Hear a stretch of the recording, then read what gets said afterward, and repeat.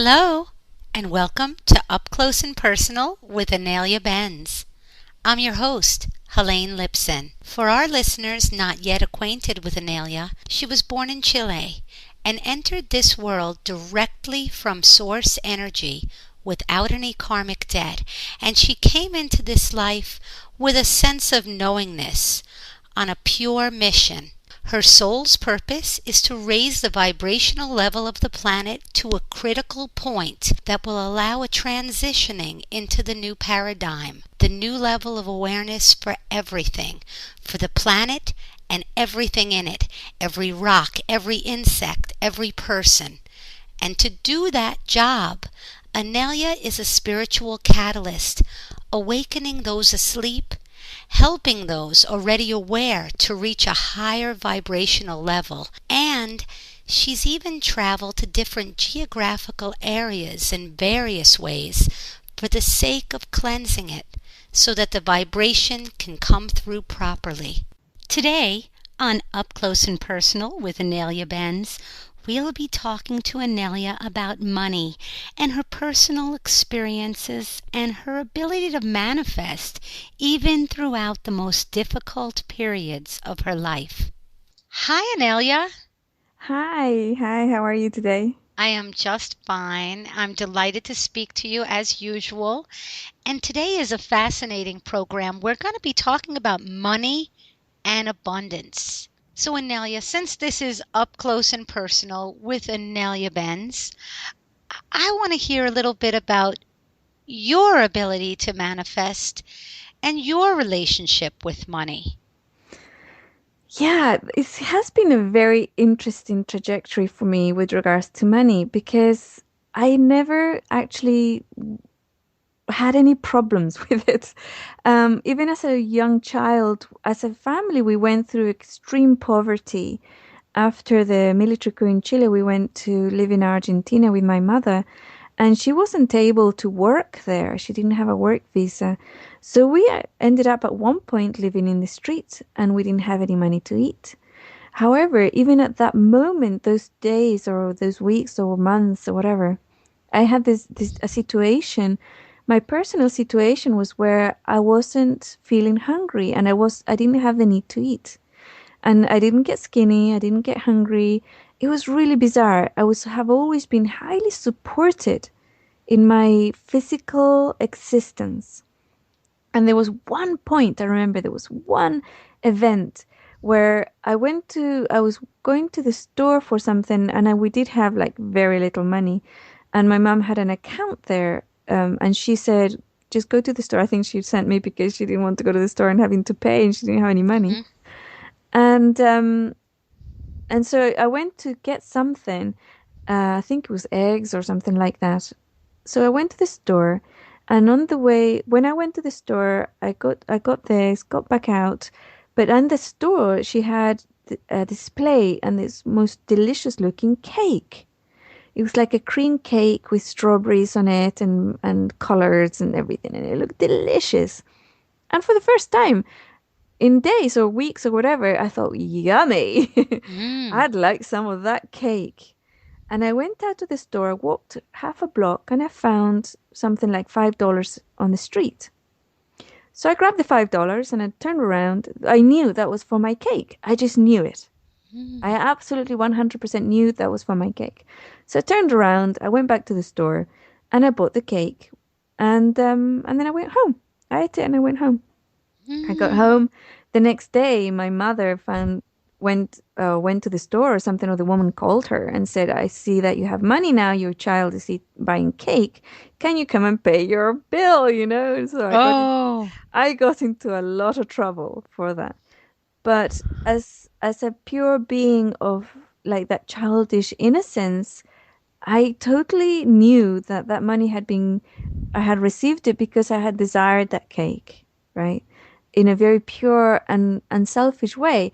And then, of course, I got, you're selfish, you ate it all by yourself, and you didn't share the money with us, the family is starving, and you ate, all that stuff. And that's the programming that comes in, right? Yeah. That's all that programming. And that programming has come in every now and then with regards to money. At another point, when I was younger, in fact, I had some money, and I talk about this in the reconnecting with money exercise. There was some money that I was playing with, and I put it in my mouth. And my mother just went nuts. She grabbed it and she pulled it out of my mouth, and she washed my mouth with soap, trying to disinfect it and saying it was filthy, dirty, and everything else. You could catch all sorts of diseases with money. You don't want to touch it, and you wash your hands after you touch it. It's filthy, and you do not put it in your mouth, and all these things. And it really went in deep, right? Really went in deep. Interesting. Loads of programming. So doing the reconnecting with money exercises on the website is really important, because then you identify, you find all those programs, and you heal your relationship with money. There was, other situations throughout my life as well where I would always, after that programming, I would always just get what I needed, but never extra, right? So, for example, when I was in Ireland, I didn't have enough, or we wanted to buy a house and it was really beautiful. I said, you know what? We're going to buy it. We have enough for the deposit. We have enough for 1 month mortgage. So we're just going to buy it and we're going to live in it for 1 month. And that was fine with me. I was quite happy. I just wanted to have it for that month. Anyway, that same month, my husband got a promotion that increased his wage by exactly down to the last penny what we needed extra to pay the mortgage. Right? So it was like Ah, to the last penny. It was just like, whoa, this is crazy stuff. And it has been like that. I needed to go to university. I needed to put my deposit down. I didn't have any money. And my brother needed to sell a car. So he said, look, you sell me the car and I'll give you a commission. I says, great. So I sold him the car. I sold the car for him, and he gave me the commission. It was exactly what I needed for that amount. And then, in fact, he said, you did such a great job and you got much more than I expected, so I'm going to give you extra. And that was the exact amount that I needed for that first year. And then I got a scholarship, so I didn't need it. wow. But yeah, it's bizarre, yeah. You know, you've had a lot of ups and downs, as described in previous interviews. Have there ever been times in your life, Inelia, when your energy was low and you were unable to hold the vision of what you were wanting and manifesting? You know, that is very, very important, because one of the things that used to happen, and it wasn't to do with my energy, it was basically when I would allow myself to be convinced that I was wrong, right? So I would never have, at any point, personally, naturally, I would never worry about money. I always knew I was going to be provided for, that the money that I needed would always come, and it always did. However, there were times when other individuals in my life, or situations that would happen, that the people in my life would say, oh my goodness, now you're in trouble. Oh my goodness, now you won't be able to cope because you won't be able to have money. You won't be able to pay rent. You won't be able to do this or that or whatever. Or us, we won't be able to afford. We won't be able to live, whatever. Hmm. And it was during those times that eventually, through days and days of this hammering, I would go into doubt and fear. As soon as I dropped into doubt and fear, everything would stop and I would find myself in trouble. Hmm.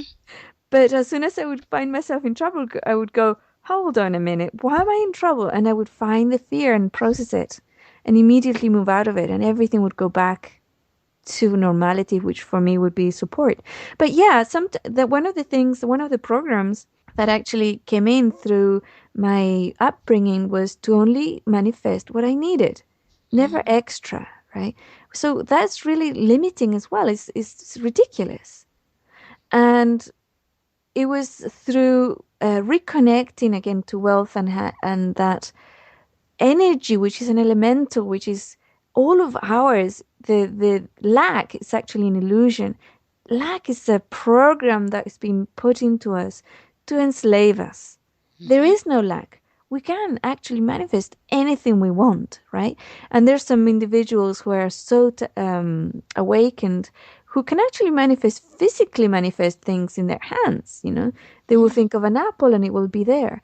like physically manifest, materialize in their hand. They will think of gold if they have to pay for something, or money, and they will materialize in their hands. And these are recorded individuals, particularly in India, right? We all know about these, who can do it, who can actually do it. But we are all able to do this. Like most of us can't do it, materialize things into our hands. We can't do that yet. But to materialize things and situations, we do it all the time.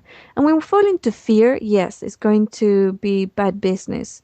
But once we process that fear and move into the knowing, it's a knowing. It's not faith. It's not asking. It's not asking for support. It's knowing that you are your creator. You are your environmental creator. You create your reality. And knowing that, yeah, I'm going to create myself a fabulous, fabulous existence, right?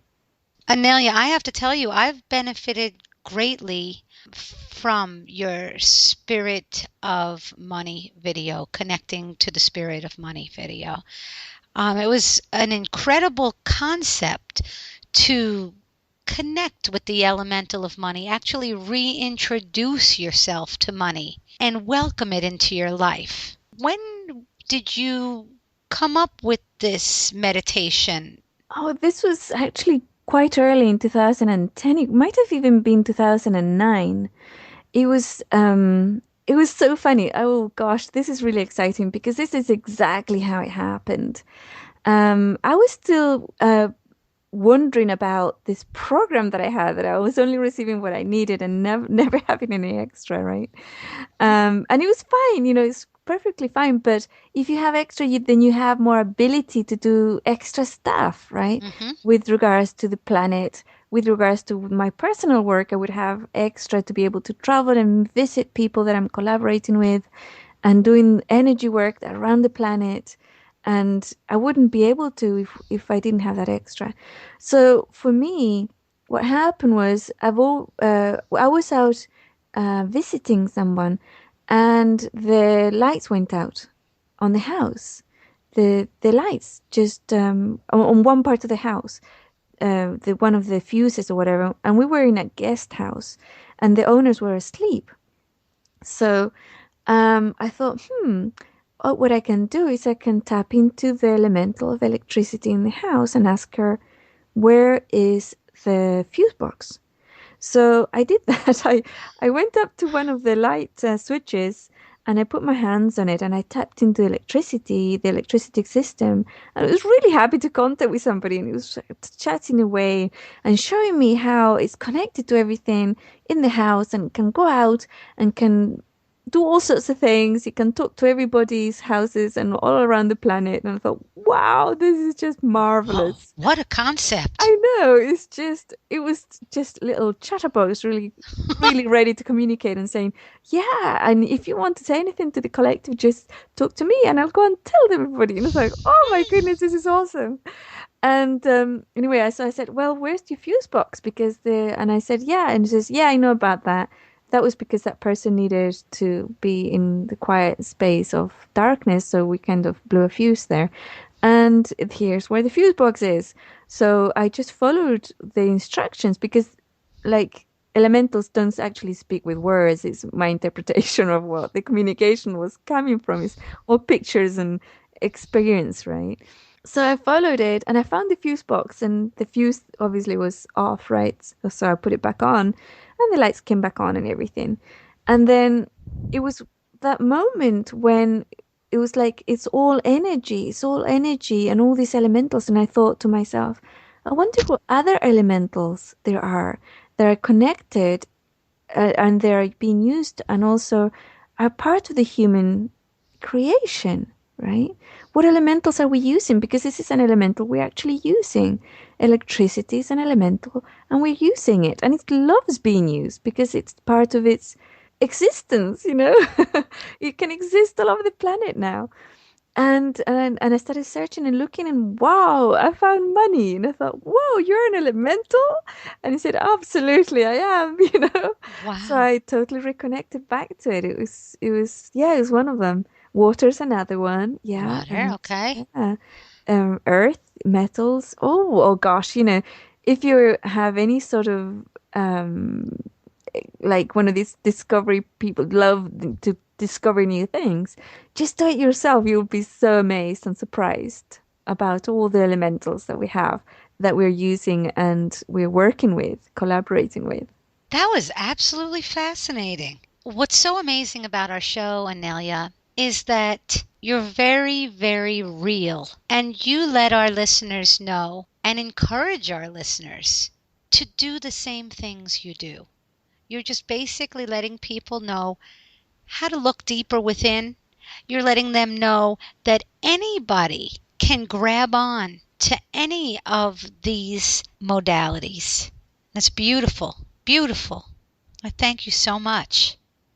Oh, you're welcome, Helene. Thank you so much for hosting these shows. They're absolutely wonderful. Thank you, Inelia. And so, in bringing this to a close, we ask our listeners to join us next week when we talk about mysticism and the occult. This is Helene Lipson, your host.